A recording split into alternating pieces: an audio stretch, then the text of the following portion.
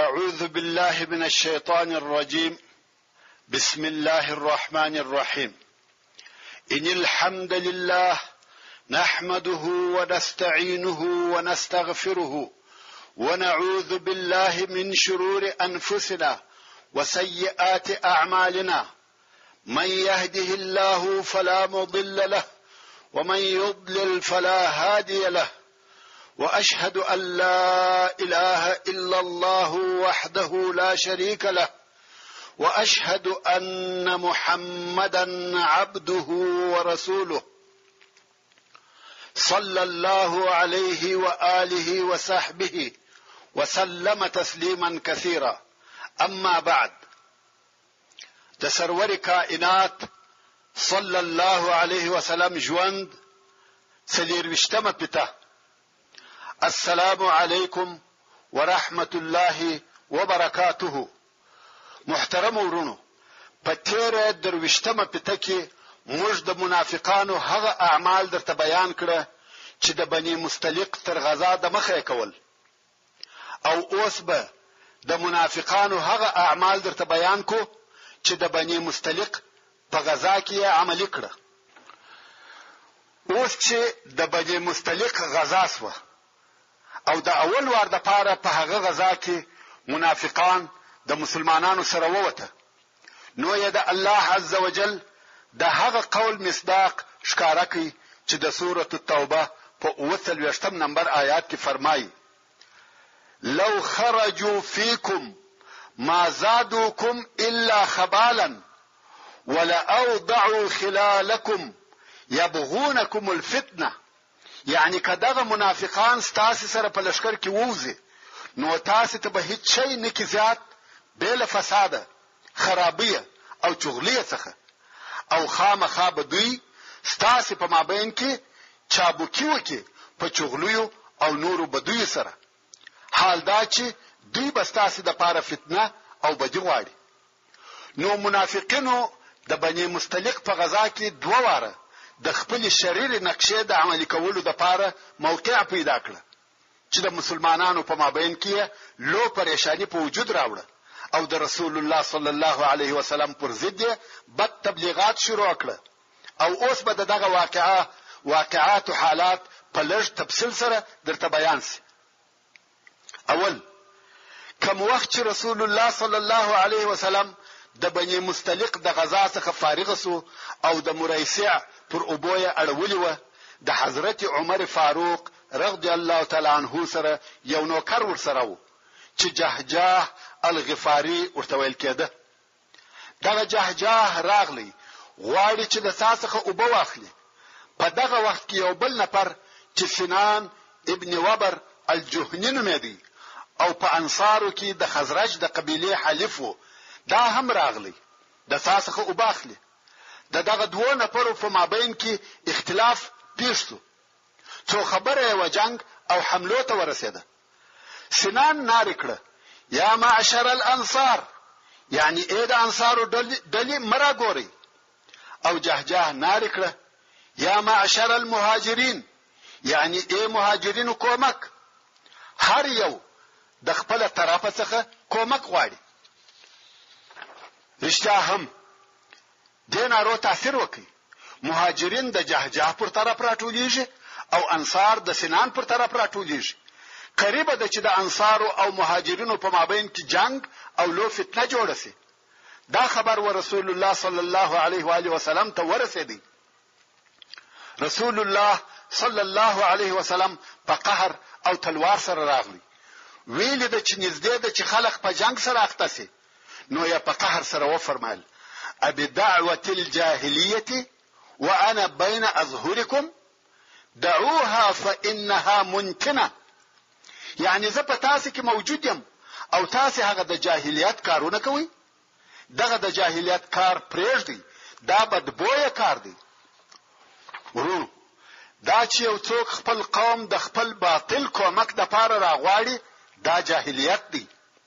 او که قوم هم د هغه کومک په ناحقه او باطل کارو کې کوي، دا هم جاهلیت دی. دا چې نن ورځ یو څوک د تمیز، فخر او تفرقه د پاره وایي: زه د فلاني ځای یا د فلاني قوم څخه يم، دا هم د جاهلیت د کارو څخه یو کار دی. عزت او شرف په اسلام کې دی. عزت او شرف په علم او تقوا کې دی. په نسب او قومیت کې عزت نشته.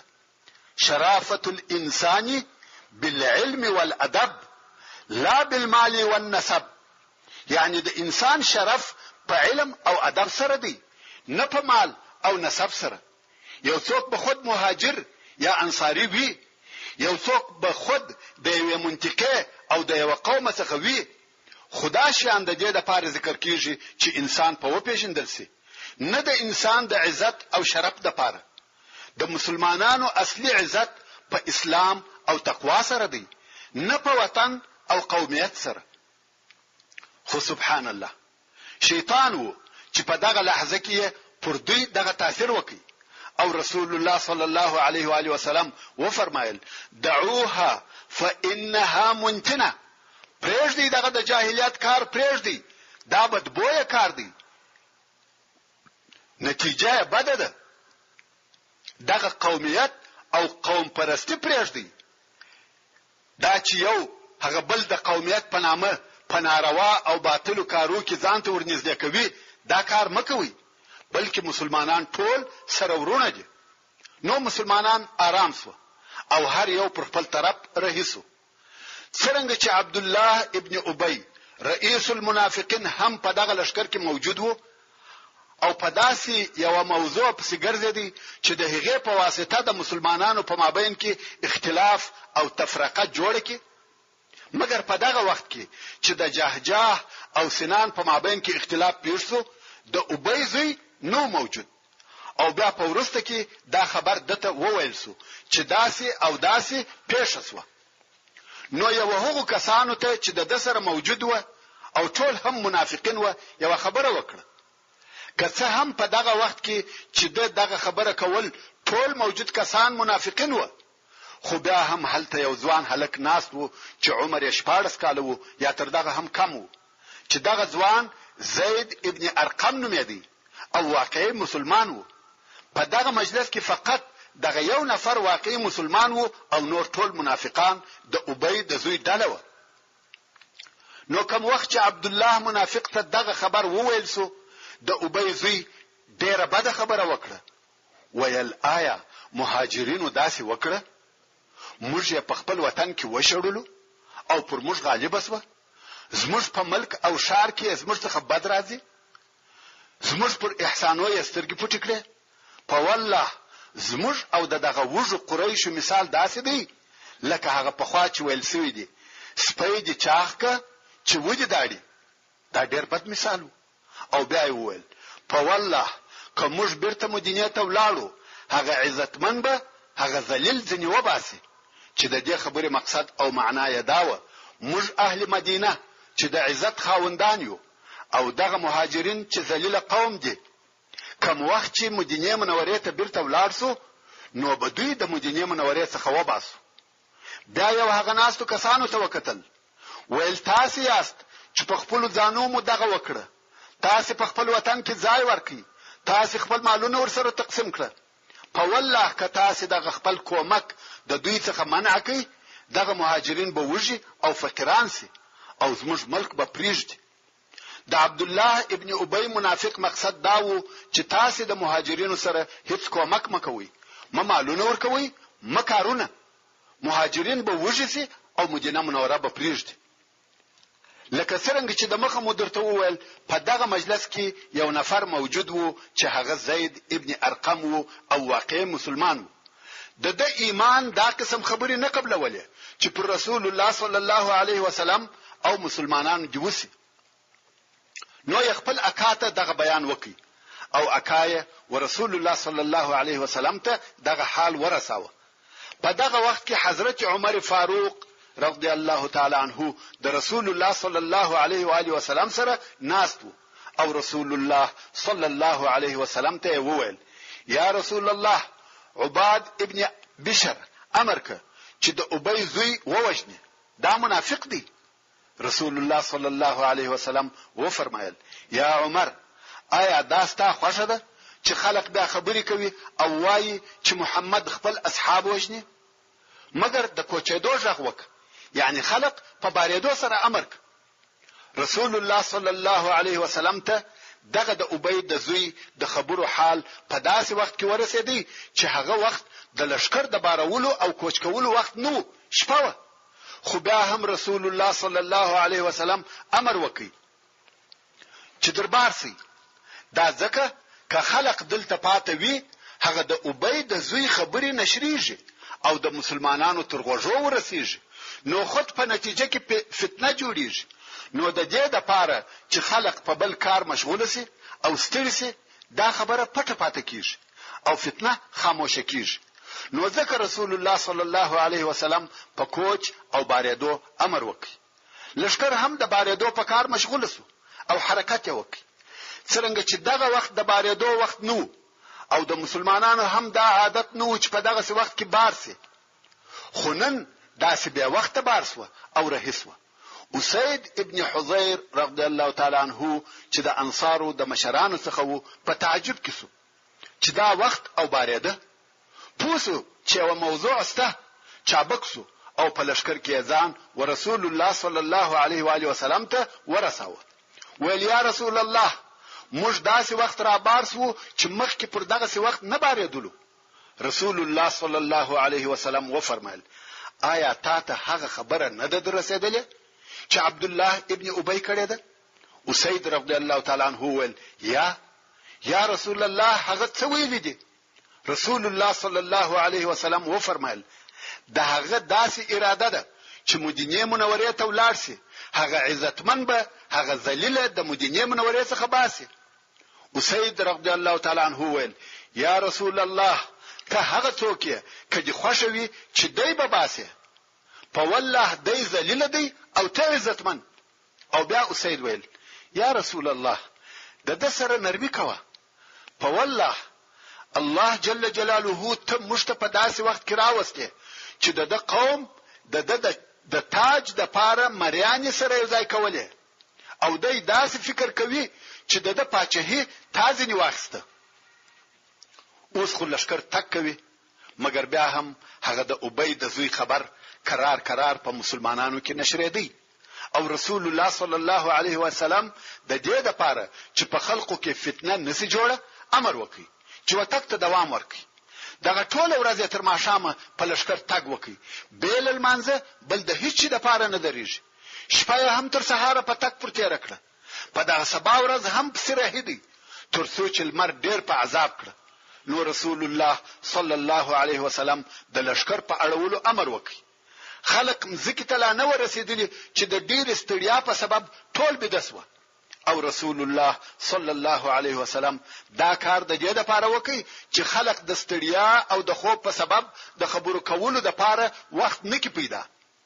اوس چې د ابی زوی منافق په دې خبر سو چې زید ابن ارقم ورسول الله صلی الله علیه وسلم ته د خبرې رسولې دي، نو رسول الله صلی الله علیه وسلم ته ورغلی او په الله سره قسمونه یادوي چې ما هیڅ کله دغه خبرې نه دي کړې کوم چې تاسو ویل سوي دي. او ځینې انصار چې هلته حاضر و هغه هم ویل یا رسول الله شاید دغه هلک په خبرو کې خطا وتلی وي او هغه خبرې نه پیات کوم چې عبد الله ابن ابی کړی دي، یعنی ممکن دغه زید ابن ارقم دروغ وایي. رسول الله صلی الله علیه وسلم هم د منافق عبد الله خبري او قسمونه ومنل.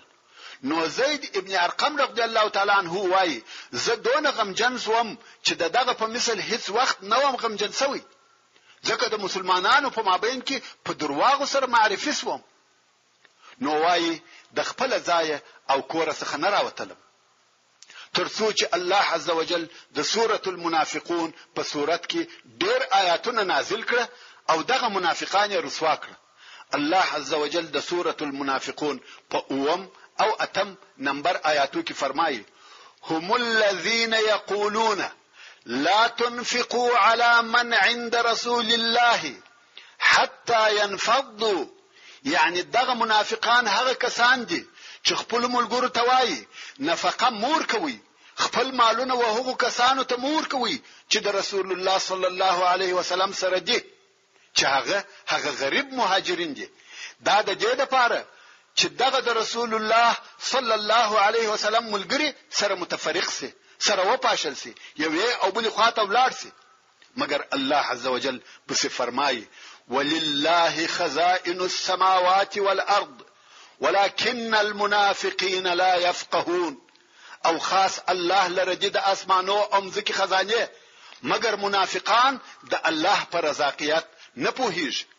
دغه احمق او ناپوه منافقان په دغه هم نه پوهیږي چې د ټول مځکو او اسمانو خزانه د الله جل جلاله په اختیار کې دي، او هغه الله جل جلاله یې مالک دی، رزاق او رازق دی جل جلاله دی. دا چې هر څوک مال لري الله جل جلاله ورکړي دي، خو غریبان یې هم وږي نه دي پرې ایښي. یقولون لئن رجعنا الى المدینه ليخرجن الاعز منها الاذل. منافقان وایي کچیر موږ بیرته مدینه منورې ته ولاړ سو نو خامخا به هغه ډېر عزتمن خلق چې کافران او منافقان دي د دوی په قول دغه ډېر خوار او ذلیل خلق چې مؤمنان دي د مدینه څخه باسو. مگر الله جل جلاله فرمایي ولله العزة ولرسوله وللمؤمنين ولكن المنافقين لا يعلمون. يعني عزت خاص الله لردي او رسول الله لردي او مؤمنان لردي، مگر منافقان د رب العزت په عزت نه پوهیږي. نو زید ابن ارقم رضی الله تعالی عنہ وای رسول الله صلی الله علیه وسلم ماته یو څوک راولېږي، زه چې ورغلم دغه آیاتونه راته تلاوت کړه او الله جل جلاله ستا تصدیق وکړي. او رسول الله صلی الله علیه وسلم د نور مسلمانانو په حضور د زید ابن ارقم رضی الله تعالی عنہ غوږ ونیوي او وی فرمایل دا هغه څوک دی چې الله جل جلاله د غوږ او د اوریدل سوي خبره تصدیق کړي، یعنی دی درواغ نه وایي، رب عز وجل تصدیق وکړي. دا خبر وعبد الله ابن ابي ته ورسېدی. ورونو دغه رئیس المنافقین عبد الله ابن ابي یو زوی درلودی چې د هغه نوم هم عبد الله وو. دغه عبد الله رضی الله تعالی عنہ چې د منافق عبد الله زوی وو، صالح او صادق مسلمان وو، د رسول الله صلی الله علیه وسلم د جلیل القدر اصحاب څخه وو، د هغو کسانو څخه وو چې وحی یې نشته کوله. دی رضی الله تعالی عنہ د پلار دغه ټولو کارو څخه بری او بیزاره وو. هغه چې په دغه واقعا خبر سو نو رسول الله صلی الله علیه و آله وسلم ته ورغلی ویل یا رسول الله زه خبر سوم چې تاسو ما د پلار د وجلو اراده کړې ده، کته دا کار کوي پر ما امر وکړه، په والله سر به درته راوړم. زه پر دې بیریږم چې ته به بیل ما څخه بل څوک په دا کار امر کې او بیا به ما نفس او شیطان نه پریږدي چې د پلار قاتل مې دی د خلقو په مابین کې ګرځي، بیا بس ما څخه هغه نفر ووجل سي، نو به مسلمان د کافر په عوض وجلی وي او اورته به داخل سم. رسول الله صلی الله علیه وسلم و فرمایل یا وجنم یې نه بلکې نرمي او مهرباني ور سره کوم، ترڅو پورې چې زموږ سره پاتوي شمل ګرځا ور سره کوم. او بیا دغه عبد الله رضی الله تعالی عنہ د خپل منافق پلار عبد الله ابن ابي پلار کې ودرېدی او دغه پرځګر یې تور ورکشه شول. ویل والله وجنم دي تبه مدینه منورې ته نسره څخه داخل او نه به مدینه ته پرېږدم ترڅو چې رسول الله صلی الله علیه وسلم اجازه نیوي درته کړي او دا اقرار ونکړي چې ته ذلیل یې او محمد صلی الله علیه وسلم عزیز او عزتمن دی. کوم وخت چې منافق عبد الله ولید چې زوی جدي دی دغه خبره پرشتیا ورته کوي او د وجلو قصد کړی دی، ځای پر ځای ودرېدی او حرکت نه کوي. څو رسول الله صلی الله علیه وسلم ته خبر ورسېدی چې عبد الله خپل پلار نه پریږدي چې د مدینه منورې پر طرف لاړ شي. بیا نو رسول الله صلی الله علیه وسلم حال ورولېږي چې ما او عبد الله ابن ابي ته اجازه کړې ده چې مدینه منورې ته داخل شي. بیا نو عبد الله رضی الله تعالی عنہ دغه منافق عبد الله پریښاوه چې د مدینه منورې و طرف ته د لشکره سره رهیوي او دا خبر په ټول لشکر کې نشر شو چې منافق عبد الله ابن ابي دغه سی ویلی و او بیا خپل زوی نه پرېښاوه چې مدینه ته داخل شي. نو خود دغه منافق حقد او حسد، عناد او عداوت نور هم ډیر او زیات شو چې دغه په سبب یو بل خطرناک واقعه او حادثه په وجود راوړه چې هغه د افک یا د لوی درواغو خطرناک واقعه ده. د افک واقعه په داسې ډول سره و. د رسول الله صلی الله علیه و آله وسلم داسې عادت وو چې کوم وخت به په سفر تلی او غوښتل به چې د خپل ازواج مطهرات څخه په دغه سفر کې یو څوک ورسره بوزي، نو به د هغو په مابین کې قرعه کشي کول او د امهات المؤمنین څخه چې به د هر چا نوم راوختی هغه به ورسره بیول. د بنی مستلق په غزا کې حضرت عائشه الصدیقه رضی الله تعالی عنها د هغې قرعه کشي په اساس د رسول الله صلی الله علیه وسلم ملګری و او په دغه وخت کې د الله جل جلاله د طرفه د مسلمانو شذو د پاره په حجاب سره امر نازل شوی وو. نو د عائشه صدیقه رضی الله عنها د پاره یو کجاوه و چې دا رضی الله عنها به پاغه کې کښینستل او بیا به پر اوش ایښول کېده او پر کجاوه به پردې زړېدلې چې دا به نه معلومه ده چې په کجاوه کې څوک سته کیا. او دغه کجاوې د پاره موظف نفر و چې د لشکر د اړولو په وخت کې به کجاوه کښته کول او د لشکر د بارېدو په وخت کې به کجاوه پر اوش بارول، بیا به اوش په قافله کې برابر او رهي کوي. خو کوم وخت چې دغه عبد الله ابن ابي رئیس المنافقین دغه خپل خبرو په واسطه ذلیل او شرمنده سو، نور هم حسد او عناد زیات سو. د الله جل جلاله قدرت دی تر دغه ورسته چې بیا قافلې نږدې و مدینه منورې ته واړول، نو د حضرت عائشه رضی الله تعالی عنها کجاوه هم کښته سو او بیا د قافلې تر بارېدو د مخه حضرت عائشه الصدیقه رضی الله تعالی عنها د اوداسه د ضرورت لپاره د لشکر څخه یو څل لري ولاړه. البته داسې ځای ته چې د لشکر څخه ګوښه وو چې نه هغه ځای د لشکر خلق لیدي او نه د هغه ځای څخه لشکر معلومه دی او تر ضرورت ورسته بیرته د لشکر ځای ته راغله. خو دلته چې وکتل هغه د غاړي امیل نو هغه د اوداسه په ځای کې شکېدلی وو. نو دا رضی الله تعالی عنها بیرته وهغه ځای ته ورغله چې هغه امیل پیدا کړي. دغه امیل د جزع ظفار څخه جوړ شوی وو. جزع په عربي کې ومرویو او ملغلور ته وایي او ظفار په یمن کې د یو ځای نوم دی، یعنی دا امیل د یمنی ملغلور څخه جوړ شوی وو چې البته په هغه وخت کې به قیمت او ارزش هم درلودي. او دا امیل د دې هم نو بلکې د رضی الله تعالی عنها د خپل خور څخه په عاریت اخیستی وو. نو دا رضی الله تعالی عنها د هغه امیل په پیدا کولو پسې سرګردانه و او په هغه پسې ګرځیده چې دلته لشکر کوچ وکي او بارس. هغه موظف نفر چې د حضرت عائشه رضی الله تعالی عنها کجاوه پر اوش بارول هغه کجاوه بار کړ او دا یې خیال وو چې دا رضی الله تعالی عنها په خپل کجاوه کې موجوده ده. څنګه چې حضرت عائشه رضی الله تعالی عنها په عمر کم و او په بدن هم ډنګره و، تاسو ته خو د مسلمانانو د غریبۍ او مسکنت حالات د مخلا بیان شوی دي چې په نس هم نه وماړه، نو چاغشت کوم خواو. نو دغه لږ عمر او ډنګرتیا په سبب هغه نفر چې د کجاوې د بارولو موظف و په دغه هم نسو په چې کجاوه خالده او بار یې کړ. همدارنګه هغه نفر چې د کجاوې په بارولو کې کومک کاوه که یو یا دوه نفر وای د کجاوې خالیوالی به حس کړی وای، مګر هغه نفر هم زیات و. دا یې نکړه حس چې په کجاوه کې څوک نسته. کجاوه بارس و او لشکر رئیس.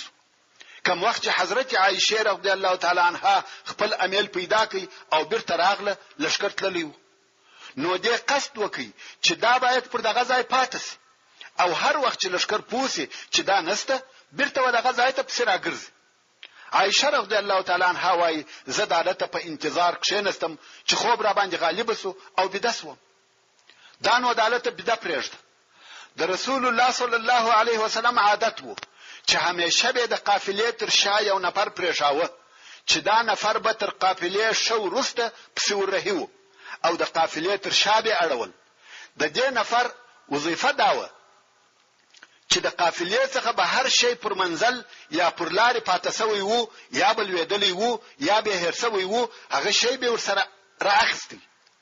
په دغه ورځ او په دغه وخت کې دغه موظف نفر صفوان ابن معطل رضی الله تعالی عنه او د قافلې تر شا را رهیدي، ځکه هغه به د قافلې تر شا او ډیر وروسته آرام کړی وو. ویل د چې یو انسان د قافلې څخه پاتې دی. چې ورنږدې سو ویل د چې ام المؤمنین حضرت عائشه رضی الله تعالی عنها ده او وی پیژنده، ځکه د حجاب تر امر د مخه یې لیدلې و او پیژندلې.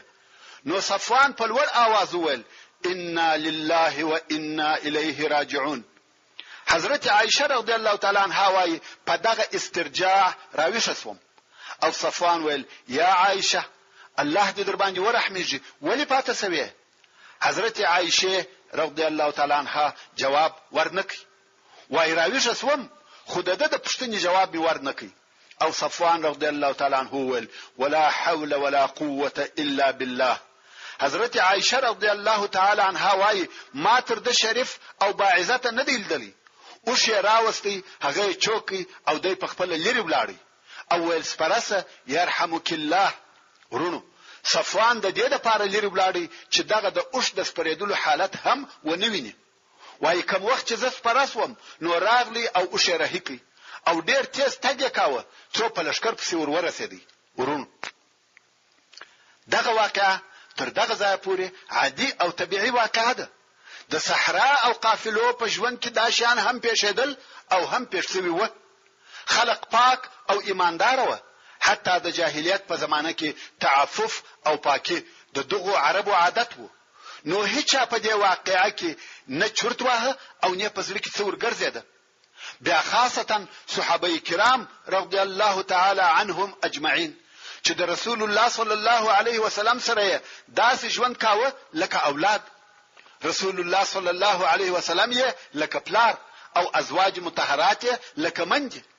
او بیا خاصتا صفوان رضی الله تعالی عنه په دین عبادت حیا او پاکي سره مشهور وو. دا یو عادي او د نظر وتلې واقعه چې پیښ شوه. هیڅ هم سرپونه ګرځاوه.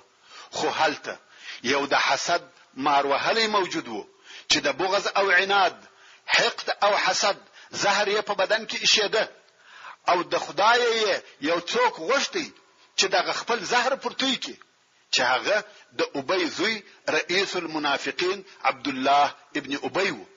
د حضرت عائشه رضی الله تعالی عنها د پاتې کېدو واقعا ډیر ژر د ابي د زوی تر بی عزتي ورسته پیښ شوه. څنګه چې د ابي زوی یوازې دا نه چې منافق وو بلکې د منافقانو استاد او معلم هم وو او زړه د هغه بی عزتي په سبب د بغض او عناد څخه هم ډک وو.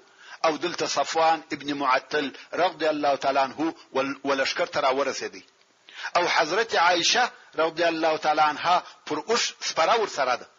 نو دغه عبد الله ابن ابي رئيس المنافقين ډیره خبيثه او معنا درلودونکې جمله وویل ولستاس د ملګری شزه د صفوان سره والله نه د دې څخه خلاصوي دي نه د څخه العياذ بالله. دا د افک خبره ده. دا خبيثه جمله د خبيث خلیه څخه د ام المؤمنین حضرت عائشه الصدیقه رضی الله تعالی عنها پر شرف تعنو. د ابي زوی منافق دغونه وویل مګر دا خبره د خلیه څخه وبلی خلیه ته او د هغه څخه بیا بلی ته نقلیده. لکه څنګه چې د ضعیف النفس خلقو عادت دی چې د یو کارګر څخه سل کارګان جوړوي. هر یو پر دغه جمله د خپل بی عقلتیا او بدبختی پر اندازه زیاتوب کاوه. په خپل عبد الله ابن ابي منافق په پوش پیچلې معنادار خبره وکړه چې د بدو الفاظو صراحت نو پکشه. مګر په دغه حالت کې چې د یو څخه وبل ته نقلیده خبره په صریح او واضحه الفاظو بیانېده چې دا هغه افک دی چې الله جل جلاله په سوره النور کې ذکر کړی دی. افک وهغه درواغ ته ویل کیږي چې په انتهایی درجه کې د حقیقت څخه لري وي. حضرت عائشه رضی الله تعالی عنها وايي زه په هیڅ نوم خبره او نه چا سره ته ویل خو کوم وخت چې دا رضی الله تعالی عنها د سفر څخه بیرته مدینه منورې ته راغله او د رسول الله صلی الله علیه و آله وسلم کور ته ورغله. فورا مریضه شوه. فقط د بنی مستلق څخه را رسیدوه چې ډیره شدیده مریضه شوه او دغه مریضي تر شلو ورځو زیات دوام وکړي. دا رضی الله تعالی عنها په هغه خبرو چې د خلقو په مابین کې نشریږي هیڅ نه ده خبره. حضرت عائشه رضی الله تعالی عنها وايي ما په ټولو حالاتو کې هیڅ تغییر نه لیدی. ټول ژوند پر خپل پخوانی حالت وو. صرف دونه فرق می حساوه چې رسول الله صلی الله علیه وسلم هغه پخوانی مهرباني نه را سره درلود. څنګه چې رسول الله صلی الله علیه وسلم دغه خبر په نشریدو سره ډیر خپاو او ماته هم هیڅ نه ویل. په پخوا کې عادت وو چې زما سره به پسته او نرمي خبرې کولې، خاصتا په هغه وخت کې چې مریض بوم، مګر دا واریه هغه پخوانی مهرباني نه را سره درلود. څنګه چې زما د مریضۍ په سبب زما مور هم را سره و. رسول الله صلی الله علیه وسلم چې په کور ته راغلی فقط دونه به وویل څه حال دی، څنګه ده، کیف تیکم، تر دغه زیات نور څه نه ویل. خیر، زه دغه د مریضۍ په حالت کې وم او په هیڅ نوم خبره چې خلک څه وایي او څه پیښه ده. څو مریضي مې یو څه سپکه شوه. نو یو شپه د مستح سره د ادای حاجت لپاره مناسع ته ووتم. مناسع د یو ځای نوم دی چې اهل بیت کرام به د حاجت د رفع کولو لپاره و دغه ځای ته ورتله. تاسو ته معلومه ده چې په خوا د نن په کورو کې دغه ځایونه نه و لکه نن ورځ چې په هر کور کې د ضرورت د رفع کولو لپاره ځایونه شته چې څوک حمام، څوک مکان، څوک بیت الخلا یا کناراب ورته وایي.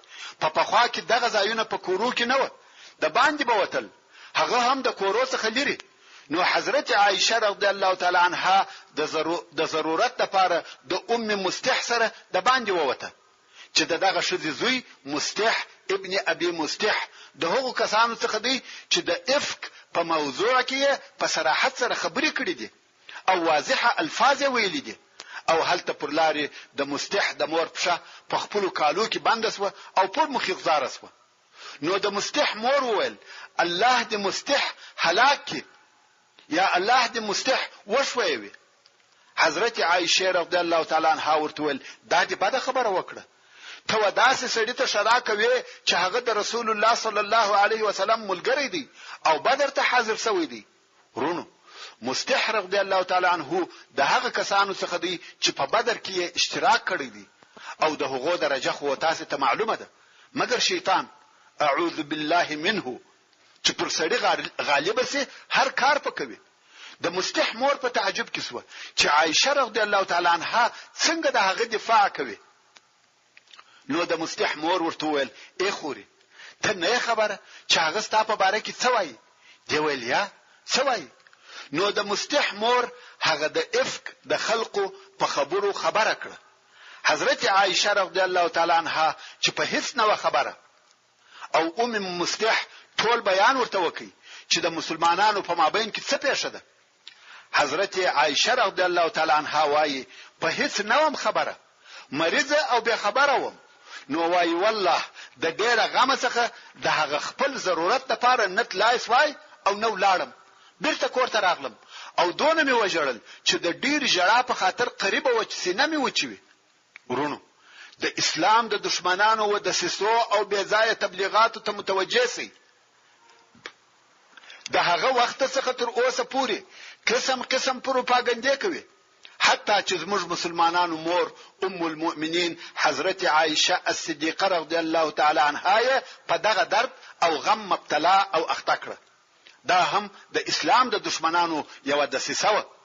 نو حضرت عائشه رضی الله تعالی عنها وايي پر هغه خپل مریضی می یو بل مرض هم زیات. کوم وخت چې رسول الله صلی الله علیه وسلم کور ته راغلی نو ما ورته ویل اجازه راکوي چې د مریضی د پلار په کور کې تیر کم. اصلا زما مقصد دا و چې زه د هغو څخه دغه خبر په باره کې معلومات وکم. رسول الله صلی الله علیه وسلم اجازه راکړه او زه د رسول الله صلی الله علیه وسلم د کور څخه د خپل پلار ابو بکر صدیق رضی الله تعالی عنہ کور ته ولاړم او هلته مې د خپل مور څخه پوښتنه وکړه چې اے مورې دغه خلک څه وایي. مور مې راته وویل لوري دا موضوع پر ځان سپکه که په والله داسې ښځه نسته چې هغه دې پر خپل خاوند ګرانه وي او بونی دې هم ولري چې پر هغې دې خبرې ونسي. دا یې د مور د طرفه تسلا وه. اوس نو په دغه وخت کې خبر نور هم نشریږي او خلق خبرې کوي. د الله جل جلاله د طرفه هم وحی نه نازلېږي، وحی هم قطع دي. په دغه ټوله موده کې جبرئیل علیه السلام و رسول الله صلی الله علیه وسلم ته نه راغلی. په دې کې هم الهي حکمت وو او مسلمانانو ته عبرت او لارښوونه وه چې دغه خبرې باید ونه کړي. یو پر بل یې باید د شو ګمان وي. کوم وخت چې رسول الله صلی الله علیه وسلم دا حال ولیدي چې خبر نور هم نشریږي، خلق دا موضوع نه هېروي بلکې پر دغه خبرو نور هم جرأت کوي او د خلقو خبرې هم نسي ردولای ځکه کوم ښکارا دلیل نه لري او وحی هم نه ورته راځي. نو نه پوهېدی چې دغه موضوع په مقابل کې باید څه وکړي. یو ورځ خلق سره راټول کړه او رسول الله صلی الله علیه وسلم منبر ته وختی په خطبه ویلو شروع وکړه. د خبرو په جمله کې دا هم وویل څه سبب دی چې ځینې خلق ما په خپل کورنۍ کې آزاروي او قسم په الله چې ما په دوی کې یعنی په خپل اهل کې بل خیره بل څه نه دی لیدلی. او دا خبره هم په یو سړي پورې تړي چې هغه زما د اصحابو څخه دی. په والله ما د هغه څخه بل خیره او شو اخلاق بل شي نه دی لیدلی او هیڅ وخت زما د کورو څخه یو کورته نه دی ننوتلی مګر زما سره، یعنی بل ما یوازې دی هیڅ وخت زما کورته نه دی ورغلی او دا امکان نه لري چې زما په حضور دی داسې شي پیښ شي. دلته نو اسید ابن حضیر رضی الله تعالی عنہ چې د اوس د قبیله مشر او رئیس وو ولاړ او دا خو هم درته معلومه ده چې د افک د مسلې مؤسس او جوړونکي عبد الله ابن ابي منافق وو او هغه د خزرج د قبیله وو او اسید ابن حضیر رضی الله تعالی عنہ د اوس د قبیله دی. کوم وخت چې سعد ابن معاذ رضی الله تعالی عنہ وفات او شهید سو نو اسید رضی الله تعالی عنہ د اوس د قبیله مشر وټاکل سو. نو اسید رضی الله تعالی عنہ ولاړ سو او ویل یا رسول الله دغه سړی چې تا آزاروي کده اوس د قبیله څخه وي موږ یې چاره ورکوو او کچیر زموږ د ورونو د خزرج څخه وي ته امر راته وکړه قسم په الله دغه سړی د دې لایق دی چې غاړه په توره ووهل سي. یعنی هغه څوک چې ستا په شراب کې خبرې کوي هغه باید ووجل سي. د خبرو په مقابل کې سعد ابن عباده رضی الله تعالی عنہ چې د خزرج د قبیله رئیس وو ولاړ سو. ویل والله ته درواغ وایه هیڅ وخت یې غاړه نه پرې کیږي. په والله تا دغه خبره نه کول مګر ته پوهېږې چې دا نفر د خزرج څخه دی. ځکه ټول خلکو ته دا معلومه و چې دغه خبرې تر شا عبد الله ابن ابي ابن سلول رئیس المنافقین ولاړ دی. نو ویل کچیر دغه نفر ستاده قوم یعنی اوس څخه وای بیا دغه خبره نه کول. دوهم وار بیا اسید رضی الله تعالی عنہ ولاړ سو او د سعد ابن عباده رضی الله تعالی عنہ په جواب کې وویل قسم په الله ته درواغ وایه ته منافق او د منافقانو دفاع کوي. اوس په خپل د صحابه کرامو په مابین کې فتنه جوړیږي. دا هغه د انصارو مشران دي. ورونو شبه توجه سي دغه فتنه د دوی و مابین ته څنګه راغله او چا راوړه. د عبد الله منافق د تبلیغات تاثیر تر کومه ځای ورسېدی. کوم وخت رسول الله صلی الله علیه وسلم دغه حال او دغه فتنه ولیده صحابه کرام په بیرته تلو امر کړ او د صلی الله علیه وسلم د منبر څخه راکښته سو. رسول الله صلی الله علیه وسلم غوښته چې مشوره ورسره وکړي او دا خبره پای ته ورسیږي. خو هغه نور هم خبره په زیاته او تودس و او قریبه ده چې د مسلمانانو په مابین کې شر پیښ شي. بیا نو رسول الله صلی الله علیه وسلم فکر کوي چې څه باید وکړي. نو یې ودا علیه الصلاة والسلام ته هغه نږدې نفر را وغوښتل چې د اهل بیت څخه و. یو یې اسامه ابن زید رضی الله تعالی عنہ را وغوښتي ځکه زید ابن الحارثه رضی الله تعالی عنہ د رسول الله صلی الله علیه وسلم د زوی په درجه کې و. یو خو د رسول الله صلی الله علیه وسلم په کور کې لوی سوی او تربیه سوی وو او بل تر اسلام د مخه دغه زید په زویوالي نیولې وو. نو اسامه ابن زید رضی الله تعالی عنہ د رسول الله صلی الله علیه وسلم د کور سړی وو او پر رسول الله صلی الله علیه وسلم ډیر ګران وو او پورا باور یې په درلودي.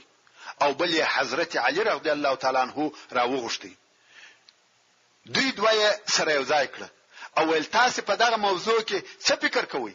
دا څنګه حالات پیښ دي؟ اسامه ابن زید رضی الله تعالی عنہ ډیره واضحه او مستقیمه خبره وکړه. ویل یا رسول الله تا تخپل اهل شدر معلوم دي او موږ هم ستا اهل پیژنو. د هغو په باره کې بیل شوالي بل هیڅ شی موږ نه دی لیدلی. دا خبرې ټوله درواغ دي او پر درواغ غوږ منیسه.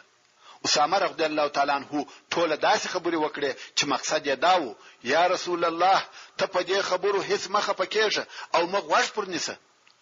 حضرت علی رضی الله تعالی عنہ وویل یا رسول الله شذ ډیری دي، یعنی کدلته تا ته کوم مشکل پیښ وي تا ته د دې سره ژوند کول ضروری او لازمي نه دي، مګر د انصاف په خاطر د هغه خادمه او منځ څخه معلومات او پوښتنه وکړه کم چې د حضرت عائشه رضی الله عنها سره ژوند کوي، ځکه خادمه همیشه د هغې سره په تماس کې وي. که کوم شی وي هغه باید په خبره وي. نو د هغې څخه پوښتنه وکړه، هغه به حال درته وایي.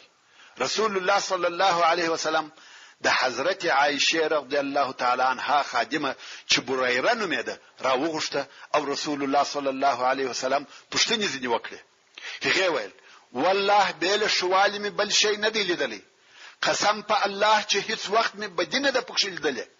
بیا نو حضرت علی رضی الله تعالی عنہ ورولارسو او د بریره په وهلو شروع وکړه او ویل رسول الله صلی الله علیه و آله وسلم ته رښتیا وایي. هغه وایي په والله ما هیڅ وخت بدینه دلدله مګر یو ورځ ما اورخشته کړه او بیا می د باندې یو کار درلودي، ما غوښته چې د باندې ولاړسم. نو می ودی رضی الله تعالی عنها ته وویل پر دغه اورو پام کوه او فکر کوه زه ولاړم. د هغه اوړه هیر کړی و او پسنه راغله هغه اوړه وخوړل. په ټول عمر می د عائشه څخه دغه یو خطا لیدلې ده، بیل دغه څخه په والله ما هیڅ بدی او شر نه دی پکښل دلی. دلته نو نسبت و رسول الله صلی الله علیه وسلم ته خبره پای ته ورسېده. دغه علیه الصلاة والسلام پنيز قصه واضحه او روښانه شوه. مګر خلق ډیر خبرې کوي او دا خبرې پر سړی تاثیر کوي او په خپکیږي. خدغه حالت بیا هم دوام درلودي. څو یو وخت رسول الله صلی الله علیه وسلم د ابوبکر صدیق رضی الله تعالی عنہ کوړه ورغلی او حضرت عائشه رضی الله تعالی عنها ته د تقوا، دیانت او توبه خبري وکړه. حضرت عائشه رضی الله تعالی عنها وايي زه په تعجب کې شوم چې رسول الله صلی الله علیه وسلم هم پر ما شک لري. او رسول الله صلی الله علیه وسلم ورته وویل یا عائشه ستا په باره کې ماته دغه او دغه ویل سوي دي، نو کتبریه الله عزوجل به هم تابریکی او کچیر یو ګناه در څخه پیښه شوی وي د الله جل جلاله څخه د مغفرت طلب وکړه او توبه ورته وکړه. که یو انسان په خپل ګناه سره اعتراف وکړي او بیا و الله جل جلاله ته توبه وباسي، الله جل جلاله تواب او رحیم دی، د انسان توبه قبلوي. حضرت عائشه رضی الله تعالی عنها وايي کوم وخت رسول الله صلی الله علیه وسلم دا خبره راته وکړه د ډیره غمه او نا امیدی څخه می پسترګو کې اوښکې وچسوي. نو می خپل مور او پلار ته وکتل، ورونو دا هغه اشده سخته او مشکله مسأله او فتنه ده چې پر حضرت ابوبکر صدیق رضی الله تعالی عنہ تیر سوی ده، ځکه تعارض پر شرف سپکه مسأله نه ده. نو حضرت عائشه رضی الله تعالی عنها و خپل پلار ابوبکر صدیق رضی الله تعالی عنہ ته او خپل مور ته وکتل. اول آیا تاسو د رسول الله صلی الله علیه وسلم جواب نور کوي؟ جواب یې ووایست وای توبه وکړه. غوول والله موږ نه پوهیږو چې څه وایو. حتی مور او پلار یې د خلقو د هغه ډیرو خبرو په سبب اوس چپ پاتې شو. ویل نه پوهیږو چې څه وایو. کوم وخت چې حضرت عائشه دا حال ولیدي چې هیڅوک نسته چې د دې تصدیق او دفاع وکړي او دا هم ډیره موده په بېخبرۍ کې و، نه چا پوښتنه ځینې وکړه، نه چا حال ورته ووایه. دفعتن او ناببره په دغسې موقف ګرفتاره سوه. نو یو رسول الله صلی الله علیه وسلم ته وویل په والله زه پوهېږم چې تاسې دغه خبرې تر داسې اندازې پورې اورېدلې دي چې ستاسې په زړو کې قرار نیولی دی او تاسې د هغو خبرو تصدیق کوئ. نو که زه تاسې ته ووایم چې زه بری یم او الله شاهد دی چې زه بری یم، تاسې زما دغه خبره نه منئ او کما په یو شي سره اقرار وکئ او الله شاهد دی چې زه د هغه څخه بری یم، بیا یې تاسې منئ. یعنی که زه ووایم چې هو توبه مې ده، نو دغه زما توبه درواغ ده، ځکه الله جل جلاله خبر دی چې زه بری یم. او که زه انکار وکم تاسې یې نه منئ چې تاسې هم پر ما شکمن سئ، نو به څوک زما خبره ومني. په والله زه د ځان او ستاسې دپاره بل مثال نسم پیدا کولی بې له قوله څخه د جیر رضی الله تعالی عنها کوشش کاوه چې د یعقوب علیه السلام نوم ور په یاد کړي، خو د ډېرې پریشانی او هغه درد او غم څخه چې وجې ته ور پیښ و د یعقوب علیه السلام نوم یې هیر سو. نو ویل زه د خپل ځان او ستاسې دپاره بل مثال نسم پیدا کولی بې له قوله څخه د ابي یوسف. د یعقوب علیه السلام نوم یې نسو ور په یاد، نو یې ابو یوسف وویل چې هغه ویل فصبر جمیل والله المستعان على ما تصفون. یعنی نو زما کار صبر جمیل دی چې وخلقو ته هیڅ شکایت ونه کم او هم د الله لطفا